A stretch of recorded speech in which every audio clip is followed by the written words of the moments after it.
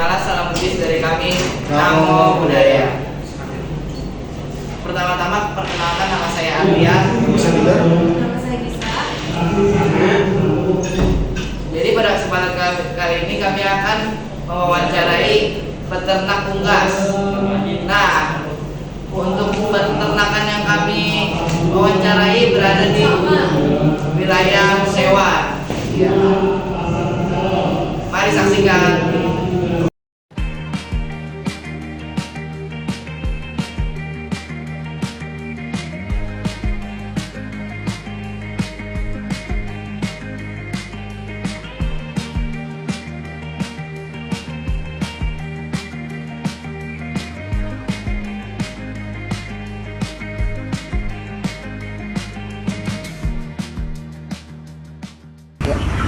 Sebelum itu saya dengan Bapak siapa? Ya, nama Sebagai sekretaris. sekretaris. Jadi kami memiliki sejumlah pertanyaan Pak untuk kegiatan wirausaha yang berkaitan dengan unggas.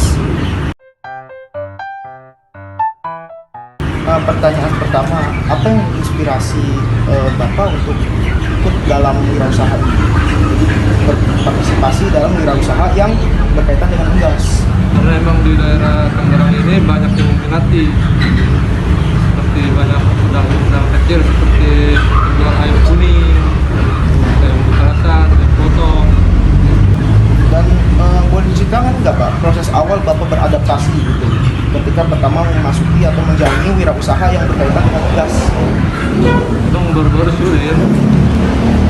Kita dulu mengenal kondisi ayam, kita harus tahu ayam sehat atau tidak.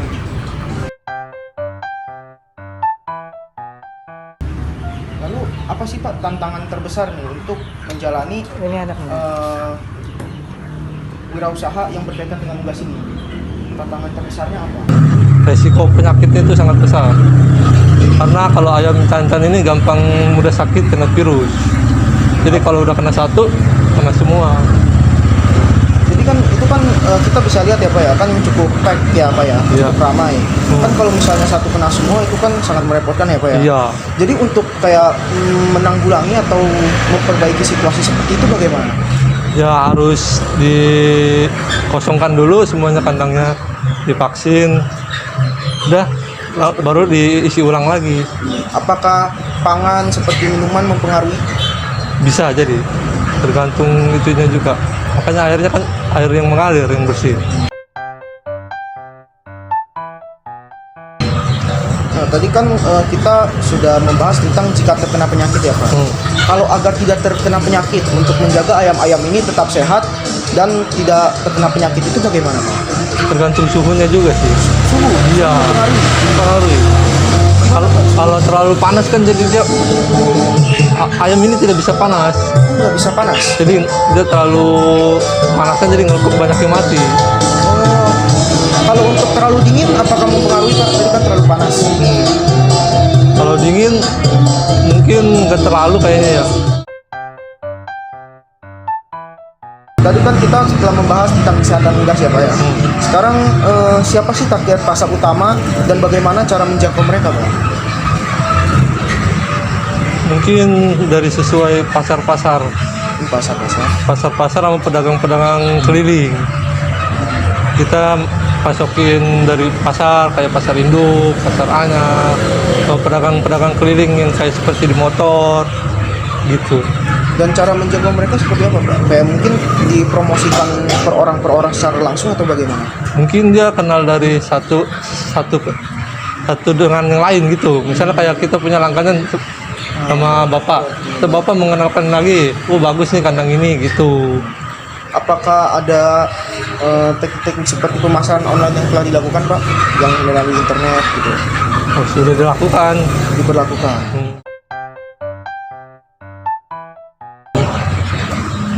Lalu strategi apa yang Anda gunakan untuk bersaing dengan peternak lain? Kan kita lihat di Tangerang ini cukup banyak ya Pak, Iya, peternakan ayam. Jadi apa sih yang kita lakukan agar peternakan kita bisa menonjol lebih baik gitu? Mungkin seperti jasa kitanya lah, seperti apa pelayanannya, seperti harga juga termasuk.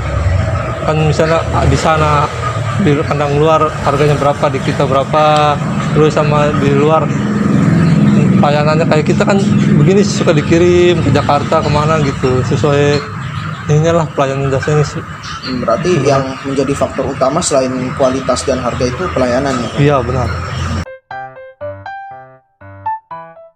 Bagaimana cara mengatur keuangan usaha, terutama dalam biaya pakan, perawatan, tenaga kerja itu bagaimana Pak? Kurang lebih. Yang begitu yang rada sulit.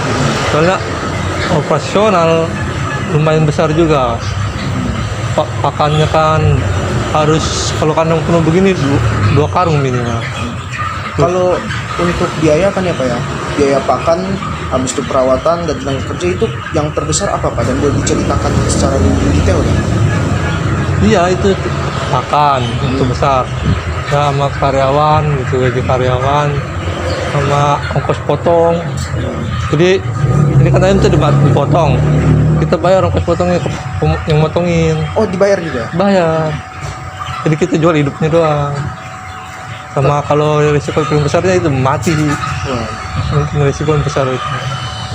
Kalau untuk pengobatan Pak, itu secara rutin, ada yang secara rutin atau tidak? Kayak sepertinya vaksinasi gitu untuk beberapa bulan sekali. Kalau di sini mah enggak. Ini mah kan udah dari peternak yang ayam sehat dipilih baru ke sini, bukan ternak ini. Berapa lama waktu yang dibutuhkan untuk mencapai keuntungan sejak memulai usaha ini? Kayak kurang lebih nih Pak, kalau untuk memulai usaha ini, untuk memulai kurang lebih berapa? Setahun lebih. Setahun lebih. Baru mulai. Berarti untuk setahun pertama itu ya? Setahun sulit sekali.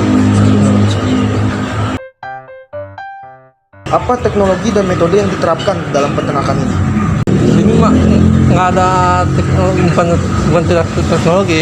Jadi ini seperti ya biasa gitu. Cuman diurus seperti kasih makan, kasih minum. Kalau begitu boleh diceritakan Pak, seperti kasih makannya jenis apa, pakannya, minumnya, dan mungkin refillnya berapa kali gitu? Kasih makan sehari 2 kali, minum bisa sehari 3 kali.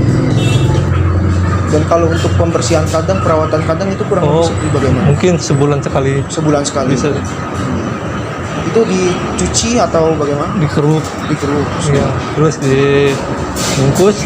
Ntar kotorannya didaur ulang ke petani. Baik, berarti untuk kotorannya itu juga sebulan sekali Pak? Iya. Berarti ayam ini tidak menghasilkan kotoran yang terlalu banyak ya? Tidak, tergantung kondisi ayamnya. Kalau penuh banyak, kalau lagi dikit gitu. Apakah pangan mempengaruhi? Iya bisa benar. Pangan mempengaruhi ya. Terlalu banyak makan, dia mungkin terlalu banyak. Apa mungkin pangan yang memiliki banyak serat gitu mempengaruhi? Iya juga. Bisa. Benar. Oke Pak. Lalu apa saran Bapak untuk orang yang ingin memulai usaha di bidang peternakan unggas? Udah bisa mempunyai pengalaman lah. Jangan langsung buka saja, soalnya resiko yang sangat besar. Selain keuntungan kan biasa kita Iya, tahu benar, peternakan makanya. keuntungan ya Pak ya. Iya. Apalagi dari telur saja bebek bisa sampai 1 juta per Iya. hari, bahkan lebih ya kalau Iya. yang lebih besar. Jadi saran Bapak kesimpulannya pelajari dulu, jangan terlalu Iya. tergiur dengan Dan keuntungannya. terlalu gabah.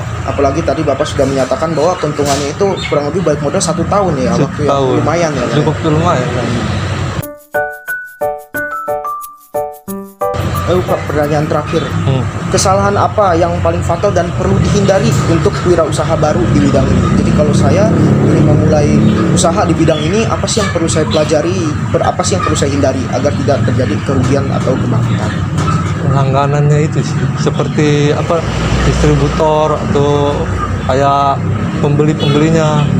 Kalau yang tidak bisa itu bukannya dia langsung bayar, kita cangkrut. Seperti itu kan yang saya bilang, keuntungan bisa dapat dari 1 tahun itu. Jadi dia beli, kita potongin, dia nggak langsung bayar tuh. Jadi dia nunda buat besok gitu. Jadi Terima kasih banyak ya Pak.